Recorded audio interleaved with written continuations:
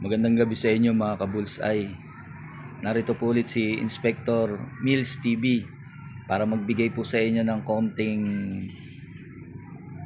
aral tungkol po sa pagiging isang masipag at responsableng ama sa pamilya at sa mga anak. Una po sa lahat, dapat po tayo po ay may trabaho para po sa ating kinabukasan, not only sa ating sarili, including po yung ating pamilya, ating mga anak. Kasi po tayo po ay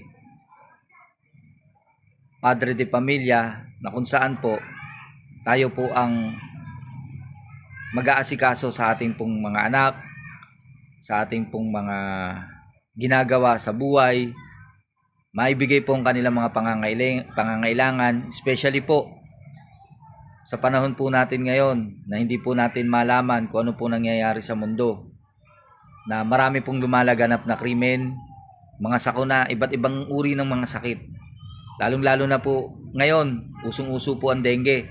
Kaya dapat bantayan po natin ang ating mga anak, lalong-lalo na po ang ating kapaligiran, na dapat po panatilihin po natin itong malinis, na hindi po tayo nag-iipon ng tubig sa timba o kung saan man pong lagayan ng tubig, sapagkat iniitlogan po ito ng mga lamok, at yung po nagsisilbing dengue na pumapasok po sa ating vital organs, na kung saan po maaari po natin itong ikamatay.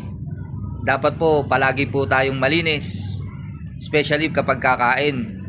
Always po maghugas po tayo ng kamay, magsasabon, at ingatan rin po natin yung ating mga pinagkainan na hindi po nakatambak, na kinabukasan pa huhugasan. Dapat po hanggat maaari, after eating, hugasan na po natin yung mga pinggan, mga baso, mga platito, mga kutsara at tinidor, para nang sa ganun safe po ang ating mga anak. Hindi po sila magkakaroon na ng mga uri ng sakit, lalong-lalo na po yung sakit na kinababahala po nating mga magulang. Kaya sana po nakatulong po sa inyo itong munti kong video para sa ating kaalaman, nang sa ganun po maiwasan po natin yung pagkakasakit po ng mga bata. Kawawa naman po kasi, lalong-lalo na po yung mga maliliit na bata.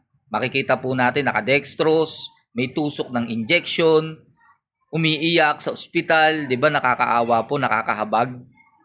Kung wala naman po tayong magagawa, 'di ba?